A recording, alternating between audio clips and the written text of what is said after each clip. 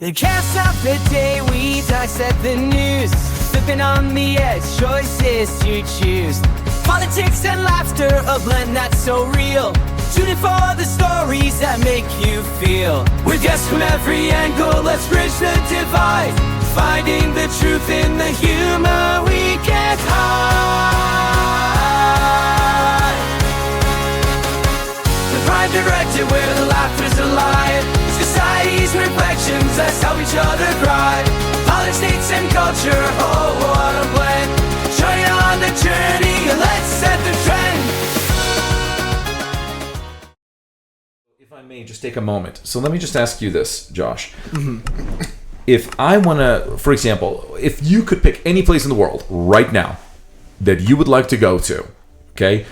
Don't worry about the expenses. I'm just talking about the destination where you think this would be a great place to visit. Where would you like to go? Oh my gosh, this is actually difficult. I want to say Singapore because it's just a really beautiful like city and just landscape. But it sounds crazy. I would love to just like go to like Germany. Germany. Okay, fantastic. By the way, have you ever been? No. Oh, I was going to say, highly recommended. I actually had the opportunity to live there. I kind of grew up there. So, yeah, very fond of Germany. And by the way, I'm going to turn this into a thought experiment. I hope this is okay with everyone. And by the way, it's okay if you get to a point where you're feeling a little flustered, because I'm going to be just kind of throwing you some I would love to see if you could get me flustered. It's kind of difficult. Oh, perfect. Challenge accepted. So you're not gonna ask him you like wanna take off his shirt or something, are you? My God. You want to go to Germany, okay? Yeah. Wherever in Germany you want to go. Let me ask you a question. What's the first thing you got to do? Make the money. Before that? Before that, kind of like get the idea. Okay. What? Yeah, get the idea to do it. Okay, great. So if you're trying to go to a destination, even before all of those, what else do you need to do? What's the first thing you got to do? Oh my gosh. Why am I blanking on this? I told you I was going to get you flustered, and it's okay, by the way, just so you know. This is Is this seriously all the like experiment is right now? What's the first thing you have to do? What's the first thing you have to do? Do research. Before that? Need the urge. Before that? What the live. I think you are looking at it too far from a existential perspective. Yeah. Just think of it in terms of, I want to go to this place. What's the first thing you got to do? Obviously, you need money to travel. Yeah. Obviously, you need to have the urge and desire to say, well, I'd like to go. Otherwise, you're not going anywhere, right? Yeah. But before that, what's the other thing you need to do? I don't know. Like, all I want to say is, like, have a need for it. Like, that is actually... What's the answer? I'm glad you asked. You gotta know where you are. Okay. This is bullshit. That actually got me mad for a minute in my own brain. I was like, I'm going to be respectable. So, and it's okay. It's okay to be flustered. And the reason why is you have to know where you are. Because if I'm in Austria and I want to go to Germany, my journey is going to be so much simpler. Yeah. Imagine if somebody is, I don't know, if you're in Antarctica, your trip to Germany is going to be significantly more difficult. So I think what's important to remember is to have that perspective on things in terms of, well, where do I want to go? I have to figure out, where am I? And oftentimes I think we are so concerned about having the myopical view of where we want to go, where we want to be, for instance, but we oftentimes forget to figure out, where are we? What do we need to plan? Because that's the thing about that ridiculous map of life.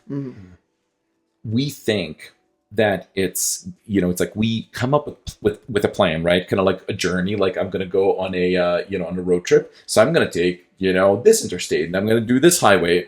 It's like, who's to say you're not there's going to be a major car crash that's going to close that interstate down?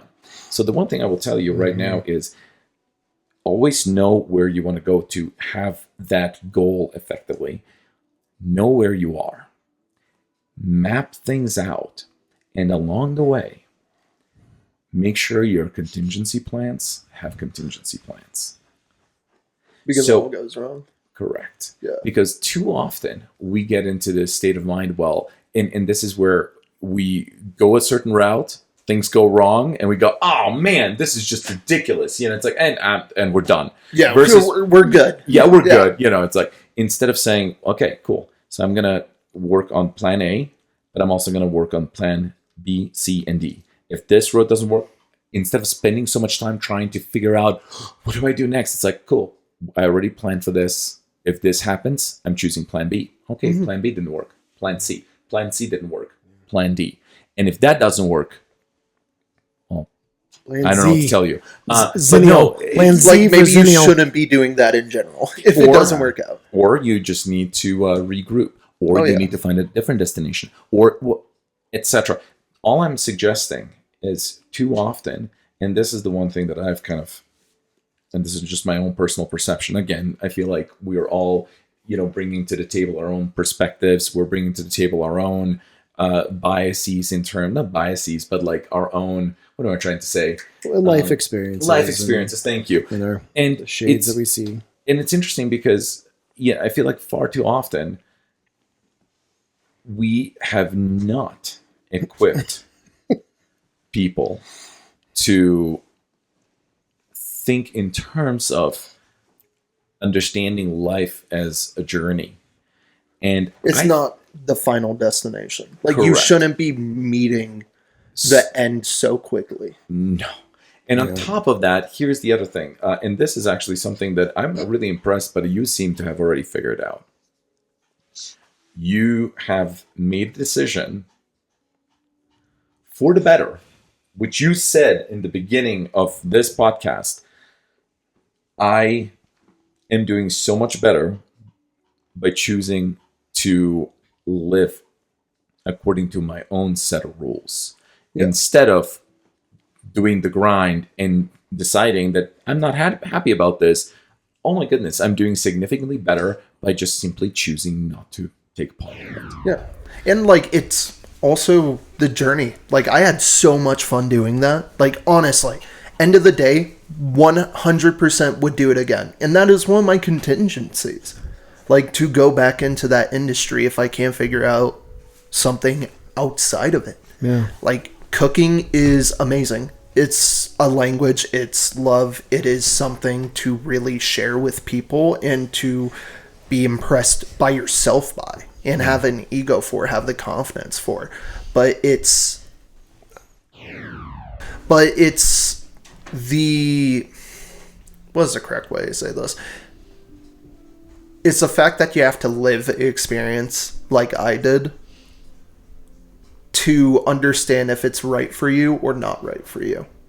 And like, yes, I could stay in the culinary scene and I could go work at an elevated bar or just go work at a bar in general or work at like a Chili's and be like a manager, kitchen manager at a Chili's. Like, but it's why? Like I'm working weird hours. I'm working horribly weird hours. I'm getting not paid well enough for the work or quality that I put into it.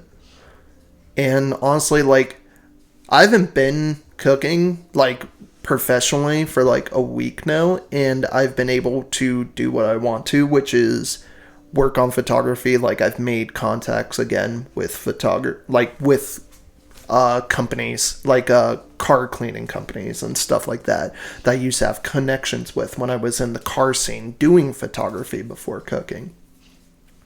And it's more satisfying of work for me than it is that cooking is. I never got satisfaction from it because I'm doing the work for the guy at the top of the kitchen. I'm getting him the satisfaction rather than giving me satisfaction. I wasn't doing it for me. I was doing it for him. That's kind of the like work ethic that I was introduced to when I was in that industry. It's cool. It's awesome. Like, if you want to be a part of that, I know so many people who love that grind, who love that hustle, who love to just push themselves to the limit and be in the heat and be in the flames and cut their fingers and burn themselves. I know, like, I might sound like a child or like a little, like a sissy saying it, but I put in my 4 years. I had fun. I got accomplishments. I helped get a restaurant to a very critical award and whatnot, but it's just not for me. Like, as soon as that award hit, I was just sitting there and I was like, I'm done. Like, I'm good. Like, this isn't for me. So what you're suggesting is your path has just hit a roadblock and you have just implemented your contingency plan. Yeah, exactly. No, 100%. I agree with you, and everyone should think like that, but I think no one actually properly thinks that way. Like, if you want to do something, you're going to figure it out. You're going to figure out how to do it. Like, oh, I want to work for this one guy. Like, you will figure out a way to do it, and you can do it no matter what. Nothing's ever blocked off. Nothing's ever, like, roadblocked enough to the point where you can get through to it. There's always a path, but it's just, how much are you willing to sacrifice? And I feel like everyone thinks that they have to sacrifice everything that they have to get there, when you don't. You either need time or self-love or just the mental strength. Like, and that's such an issue with my generation, where we didn't get much explanation for what goes on in our head in our youth.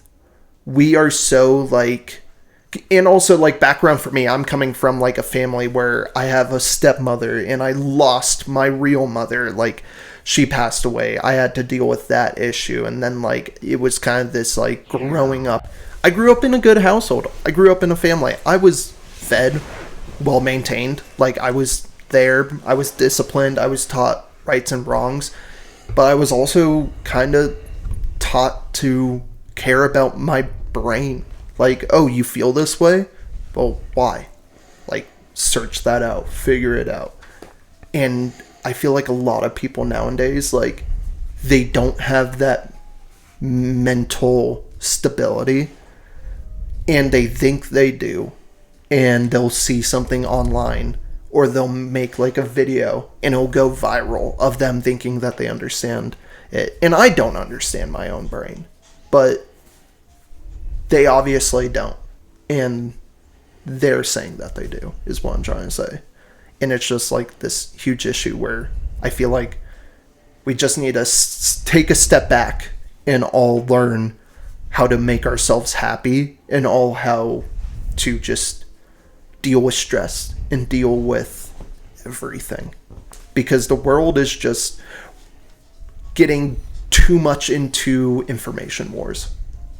And it's too much information for us to process. So how do we do that? Like, from your guys' perspective, how do you want us? AI or aliens, right? AI. Aliens. Did you see the congressional hearing? I saw.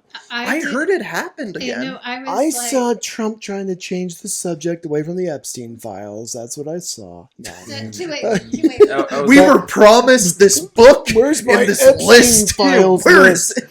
No, I did see it was struck by, this thing got struck by a Hellfire missile, and it was just it kept going.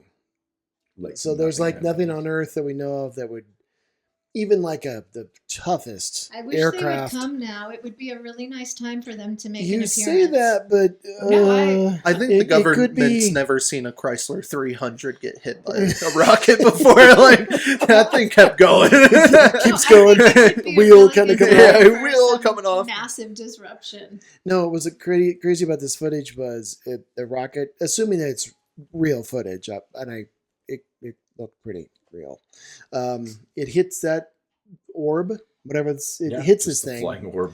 The rocket doesn't explode, but it Fragments. kind of fragments. It was supposed to explode.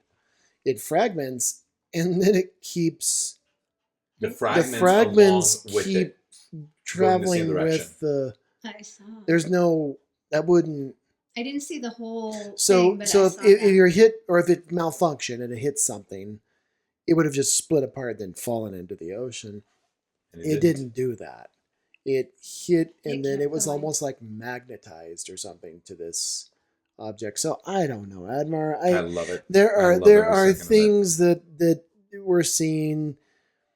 I don't know. Neil deGrasse Tyson was just talking on his show about they are pretty sure NASA now has evidence of ancient life on Mars. They think they've seen Yeah. it's the biomarkers, right? Correct. It's the fossilized biomarkers Correct. from ancient life. Now would be a good time. Come on over. We Come on down. it would be Yeah, join probably this pretty silly festival. to quote Carl Sagan. It'd be probably pretty silly to think that we're the only life. The problem is that we just don't have we don't have like the little alien coming out and going, hey, here I am, comes down from the sky. Like E.T. No, maybe phone, that's the like, next step after AI or something. I don't know. Who knows? But Yes. I don't know. I mean, what? So you come down, you're an alien. You come down on planet Earth, and what do you see? What do you see right now?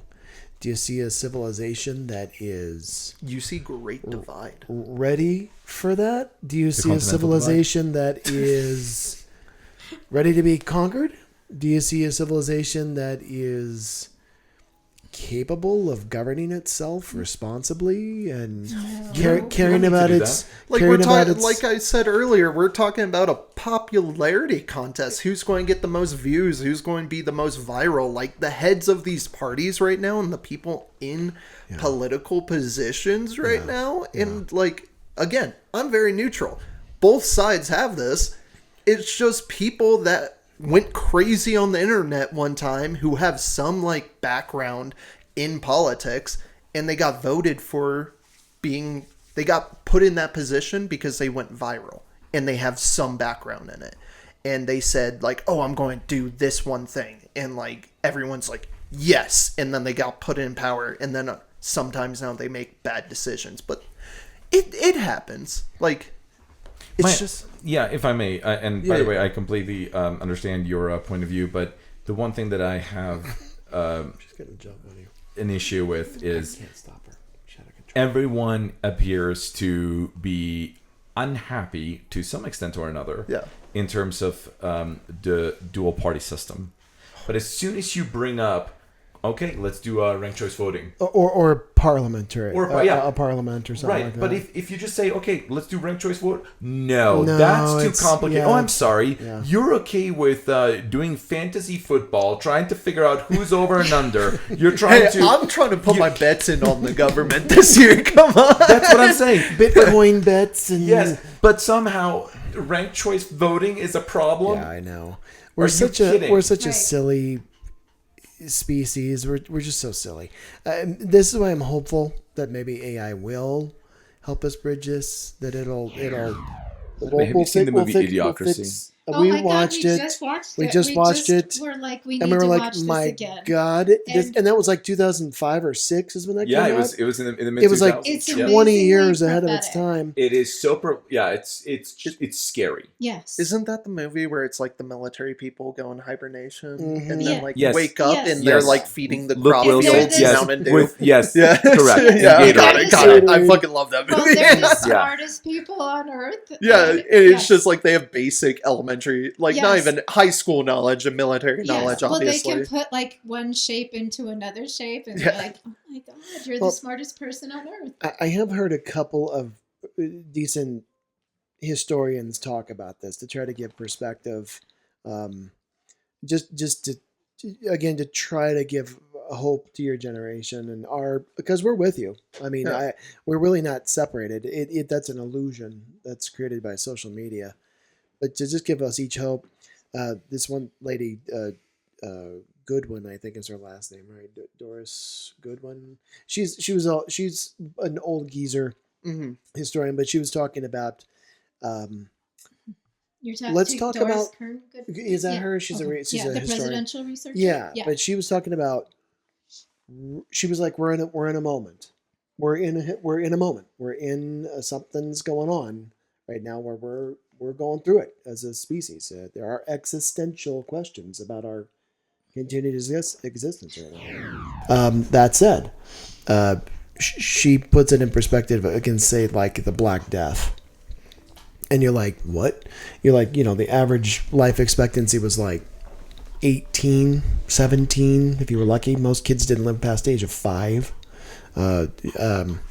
You weren't expected to make 21, which is why young people were allowed to kind of marry early, and women were property, and at least 1 out of every 3 people died in Europe. We've faced some incredible things before. And it's clear to me that history teaches us that we're capable of finding our way out of this. 100,000 years ago, was it Denovian? What was the 100,000? Is that Pleistocene?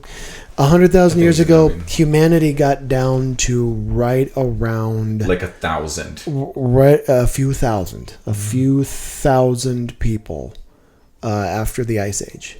And it was actually due to the common cold. That, and then there was I thought one of the theories was a volcano. There was a massive volcano. I'm sure, yeah. And then, of course, it destroyed sickness most life. And so we've come really close as a species. Yeah. As a And human aliens. species. Could have been aliens. It could have been aliens. It could have been what is it, Xenu? Oh yeah, Scientology. What's the got Scientology it right. crap? Xenu, the destroyer. No, but so we've faced some things before as a species, and again, not all of us are going to survive, and we're not designed to survive. We're designed to try to keep going and give the next generation the best possible copy of our genes and knowledge, and send you forward into the 3.0, the 3 million.0, the 3 billion.0. But yeah, no, the AI is the first time that we've created a technology that has the potential to make us transhuman, or the potential to take us into Skynet, or so we'll see. I mean, we'll see. I'm hopeful that young people like yourself we can find a way to unite, even if it's in tribalistic ways, but we can find a way to come together and not hurt each other. And now, am I hopeful? In the long run, probably yes. Short term, probably no. Short term is probably going to be some pretty awful stuff we're going to have to steel ourselves against. But long term, I don't know. The hope is that we move past capitalism, right? We move past socialism. We move past isms, that we can find a way, or AI can find a way to cure cancer, end poverty, make huge dents in things like homelessness, find a vaccine for every known disease that there could be out there, right? And there's the danger too, because if it can do that, it could find a very easily create a virus that wipes out everybody. So it's up to us, I guess, to try to find a way to stay together, even though right now we're at each other's throats, because the coming war, if you will, the coming conflict isn't going to be left versus right. It's going to be the artificial versus the living, the tissue, right, versus human, and then eventually probably some form of melding of that together into a singularity, like the Borg, or whatever, Yes, or like I said, transhumanism, which has turned into a weird cult. You ever heard Peter Thiel talk about? He's a weirdo. There's another billionaire, miserable guy, all the money in the world. You hear him talk, and he's like this crypto fascist.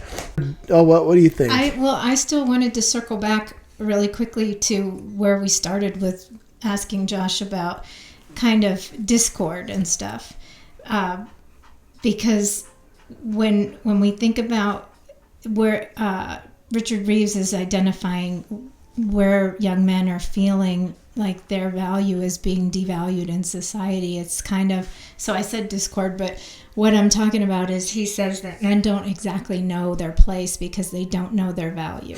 That's more related to alienation. Yeah, it's what like this concept they of don't alienation. know where their contribution or their value is anymore. And he doesn't say that it's in relation to women, but he talks about how women seem to have really identified their value, know that they're doing okay, know that they can do things, know that they can make contributions in several different areas.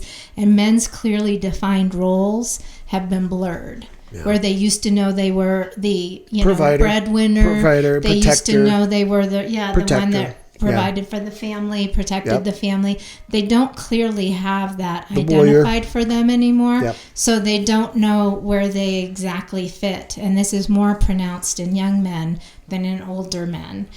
And I just... Is it wrong to say that we're all equal? That's what I'm asking you. I feel like, where I'm coming from, I'm a woman that never had children, never wanted to. So I feel like I'm not a traditional woman in that sense. And I don't feel I'm less of a woman, and I don't feel confused about that. Yeah. So, but other women may look at me and pity me, oh, poor Liesl. She's not a full woman. They can pity you all you want. Hasn't experienced being a woman in its full capacity. Yes. But I don't feel confused. Yeah. But what we're getting from messaging is that young men are confused where they fit. And I'm just wondering, is that contributing to mental health issues that men don't know where they fit in terms of their gender roles, in terms of society, both macro and micro? Stems from mental issues. Like, you have a feeling of being lost. That's a issue. It's derealization. But is that coming from you inside, or is that coming from the socialization from other places? It's both. That's telling you what you're supposed to be. It's 100% both, because the entire world is in derealization. No one understands what's actually going on in everything. That's why I mentioned we all need to take a step back and actually figure out what's going on with ourselves, why we are making the decisions that we're making today, why we are looking for the end rather than the journey, right? It's, why do we want to get to the ending, and why do we want to skip through the hard times and the times that actually make sense? Yeah.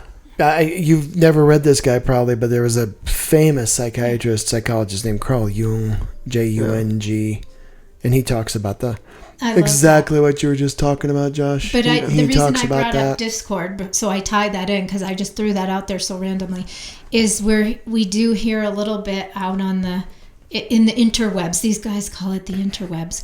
That Discord is contributing to a lot of the discord.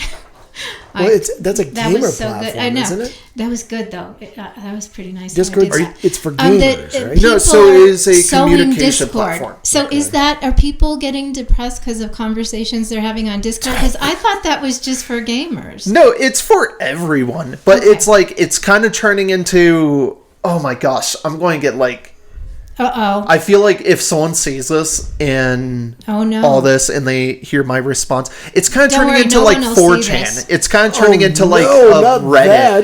It's turning into some crazy. I love Reddit. I go to Reddit for everything. Yeah, no, but at the same time, it has hundreds. And this isn't a bad thing, but it has hundreds and hundreds of communities. There's not just a few set servers for this game, this game, this game. We have a community for our little Clash of Clans, but I'm never on there. Yeah, but it's there's a bunch of communities there. There's a bunch of people out there.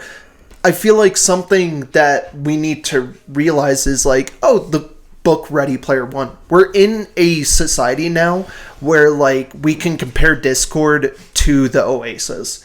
And it is wild because it has... was meta. I thought that was the metaverse. Okay, metaverse can suck. They can go off. It's not VR. It's not anything crazy. Everyone goes oh, well, they're in VR, all this. We're talking about we're in a day and age where the online world is the real world too. And we need to figure out how to bridge all of that together. Is it? Well, here's the thing. People work off of their computer. People... communicate with their friends on the computer. I have friends that live across the world. Yeah. I've never met them in person. I don't even know what they look like sometimes. But I play games with them. Yeah. I sit around, talk to them. They call me at midnight just to shoot the shit. That's not on Discord though. That's Twitch, right? Twitch is a streaming platform. But don't you play games on that too? Twitch. Isn't it a community gaming? It's a community gaming thing, but that's for like entertainment and stuff like that. Like, oh, I'm going to live stream me playing this game to get followers. But like Discord is an actual community based thing where it's like, oh, hey, like I'm into this. Let me see if they have a Discord server on it. And you can find Discord servers from very inappropriate things to very, like, I think someone actually made like a preschool on Discord, or like an element, like is teaching through Discord and stuff. Not because of like COVID or anything. It's just because like, oh, I have this general knowledge.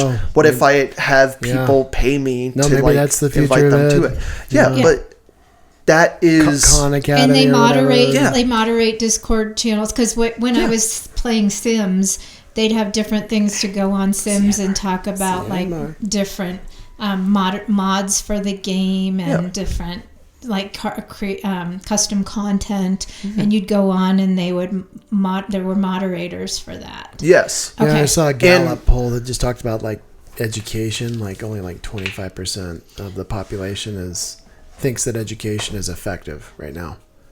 Either effective or somewhat effective. 25%. It's well, he was talking about schools on Discord. Yeah, school. There's education, but what I'm getting at is places like Discord and the internet is now part of the real world, because like nowadays you're just going on your phone and you're on Facebook, you're on Instagram, you're on everything. That's part of everyone's YouTube, life. Right? YouTube is enormous. And it's everything. YouTube's everywhere, huge, right? like huge deal. basically. I mean, Yeah, and I feel like another thing to say to the older generation and all that. It's You mean like Eric? Yeah, old man. We're not calling you old. shouts I at knew, Sky. of course. Yeah, Old you man lovely shouts at millennial. Claw. You. As we close the chapter, letting us your year. The Prime Directive's calling, so let's pass a beer.